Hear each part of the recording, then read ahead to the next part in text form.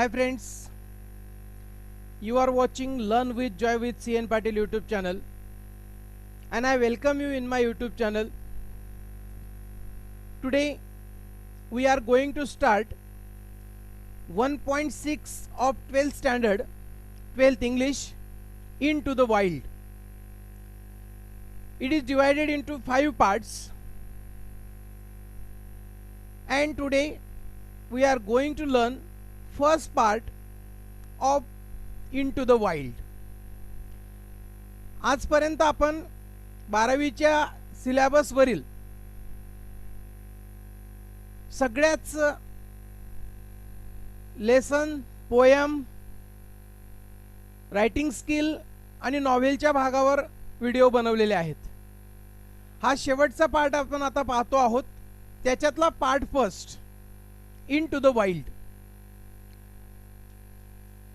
First of all, we will say about the writer Kiran Purandare. He was born in 1961.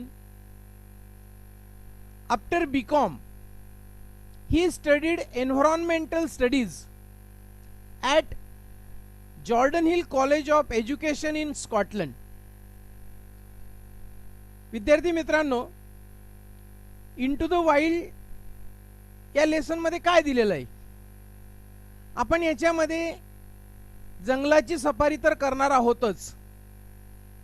त्याच्या अगोदर आपण रायटरच्या बद्दलची माहिती घेऊया, जे आहेत किरण पुरंदरे, ज्यांचा जन्म 1961 रोजी झाला. 1961 या वर्षी त्यांनी बीकॉम केलं आणि बीकॉम नंतर ते एन्व्हायरमेंटल स्टडीज साठी Jordan hill college of education in Scotland इथं त्यांनी ते शिक्षण घेतलं एन्व्हायरमेंटल स्टडीज या विषयामध्ये. He is a recipient of साहित्य पुरस्कार, पुणेज भाई Madhav Bagal award and Best Literature Award given by Cultural Department of Maharashtra State for his Saka Nagzira.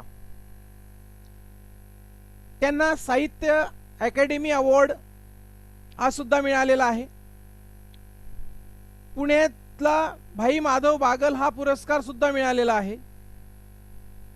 Best literature award पण मिळालेले आहेत, की जे आपल्या महाराष्ट्रातल्या कल्चरल डिपार्टमेंट कडून, सांस्कृतिक विभागाकडून दिले जातात. कशामुळे? की ज्यांनी सका नागझिरा हे त्या जंगलामध्ये राहून हे पुस्तक त्यांनी लिहिलं, त्याच्याबद्दल त्यांना पुरस्कार मिळालेले आहेत.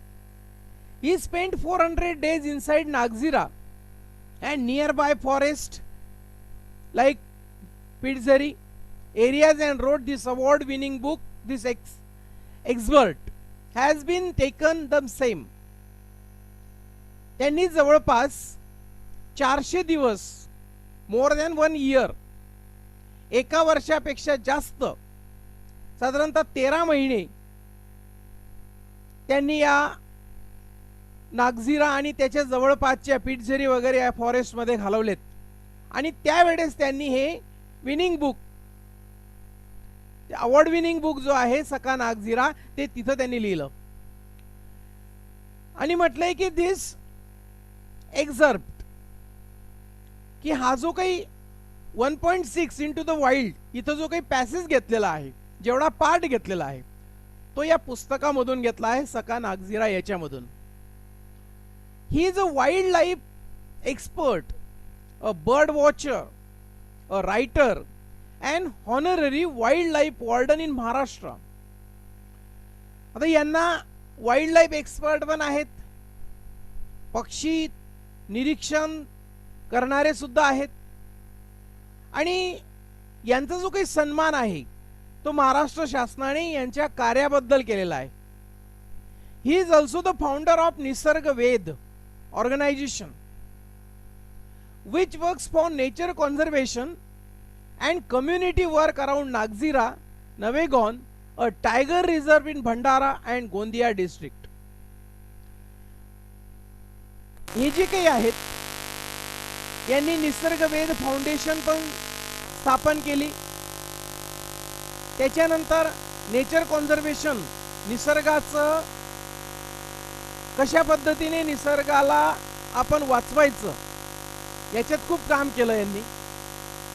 नागझिरा, नवेगाव वगैरे या क्षेत्रामध्ये आणि भंडारदरा, गोंदिया डिस्ट्रिक्ट या जिल्ह्यामध्ये सुद्धा यांनी इथं जाऊन सुद्धा महत्त्वाचं योगदान यांनी दिलेलं आहे. He also founded Kika Birds Club in order to spread birds farming which is very popular among school going children of Maharashtra. त्यांनी किकाज बर्ड क्लब पण स्थापन केला आहे, कारण पक्ष्यांचं फार्मिंग हे जास्तीत जास्त पॉप्युलर व्हावं म्हणून लोकांनी ते करावं. याचं दुसरं कारण काय की मुलं जी आहेत शाळेतली मुलं ती या पक्ष्यांची निपज करण्यामध्ये त्यांना खूप आवड असते आणि तो दृष्टिकोन समोर ठेवून यांनी किकाज बर्ड क्लब हा पण स्थापन केलेला आहे. म्हणजे यांचं योगदान फक्त प्राणीच नाही तर पक्ष्यांच्या संदर्भात सुद्धा आपल्याला दिसतं. आता या इंटू द वाइल्ड याच्यामध्ये दोन पार्ट दिलेले आहेत, part first and part second.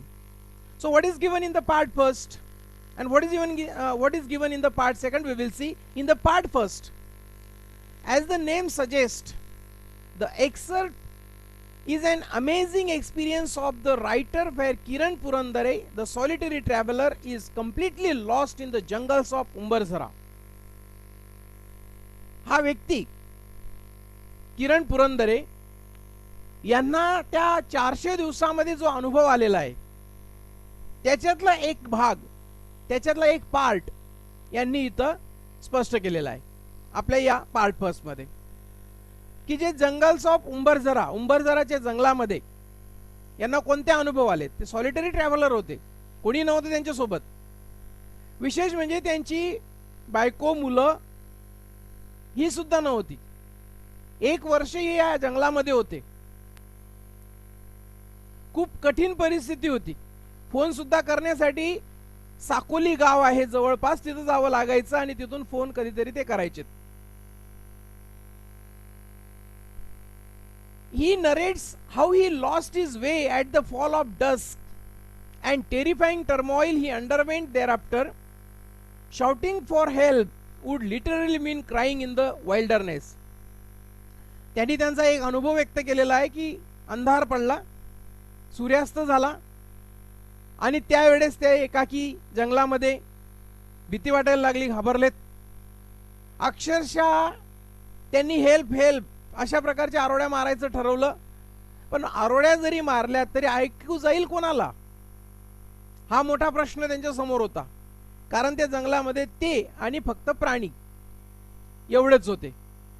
He also gives a detailed description of how he found his way towards the Pitzeri.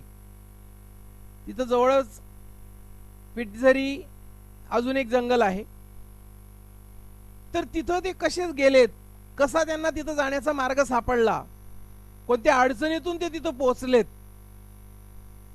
हे मात्र त्यांनी इथं सांगितलेलं आहे. In part second, this part has been extracted from CN traveller magazine published by Land Rover India. It is about Shaaz Jung, known for his wildlife photography. हा जो काही second part आहे तो CN ट्रॅव्हलर मॅगझिन जे लँड रोव्हर इंडिया यांच्याकडून publish होतो त्याच्यामधून घेतलेला एक भाग आहे, पार्ट आहे. जसा पहिला पार्ट हा किरण पुरंदरे यांचा सखा नागझिरा याच्यामधून घेतलेला आहे, आणि हा सेकंड पार्ट शाज जंग यांची वाईल्ड लाईफ फोटोग्राफी कशी सुरुवात झाली आणि ती कशी पुढे डेव्हलप झाली त्याच्याबद्दल माहिती दिलेली आहे.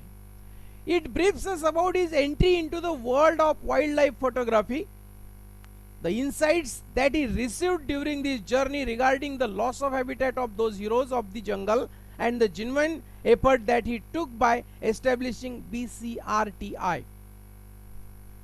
त्यांचा इथं प्रवेश कसा झाला या वाइल्ड लाईफ फोटोग्राफी मध्ये, त्यांना कुठल्या कुठल्या अडचणी आल्यात, त्यांची दृष्टी कशी चेंज होत गेली, हे सगळं याच्यामध्ये सेकंड पार्ट मध्ये दिलेलं आहे. आणि ते वाइल्ड लाईफ फोटोग्राफी त्यांनी सुरुवात केल्यानंतर त्यांना समजलं की loss of habitat of those heroes of jungle हे जे काही हिरोज आहेत जंगलचे, लेपर्ड असेल, टायगर असेल, बियर असेल, तर यांना वाचवण्यासाठी आपण काय करायला पाहिजे हे त्यांच्या लक्षात आलं आणि त्याच्यावरून पुढे त्यांनी BCRTI ही एक संस्था ही त्यांनी स्थापन केली. For the conservation of forest by educating the local rural folks and providing them with a sound reliable source of income. याच्याच सोबत त्यांनी आपलं फॉरेस्टचं आपण कन्झर्वेशन कसं केलं पाहिजे, आपली फॉरेस्टची देखभाल वाचवून त्यानंतर फॉरेस्टला कसं वाचवलं पाहिजे आणि त्याच्यासाठी तिथल्या स्थानिक लोकांना कशा पद्धतीने आपण एज्युकेट केलं पाहिजे. आणि दुसरी गोष्ट म्हणजे त्यांना सोर्स ऑफ इन्कम, जेव्हा त्यांना सोर्स ऑफ इन्कम मिळेल तेव्हाच बाकीच्या गोष्टी होतील, हाही एक मुद्दा त्यांनी तिथं मांडलेला आहे. आणि त्याच्यामुळेच त्या ठिकाणी जे काही थोड्याफार प्रमाणामध्ये कन्झर्वेशन ऑफ फॉरेस्ट होतं आहे ते यांनी या सांगितलेल्या 2-3 पर्यायांमुळे. So actual part first and actual part second we will see in the next video. तोपर्यंत आपण जर चॅनल अद्याप सबस्क्राईब केलं नसेल आणि पुढच्या नोटिफिकेशन्स हव्या असतील तर आपण चॅनल सबस्क्राईब करा. चॅनल सबस्क्राईब केलं असेल तर पुन्हा करण्याची आवश्यकता नाही. परंतु आपल्याला एक विनंती आहे की 12वीच्या विद्यार्थ्यांना हा व्हिडिओ शेअर करायला विसरू नका. So I am thankful to you all for watching my video. Once again thank you.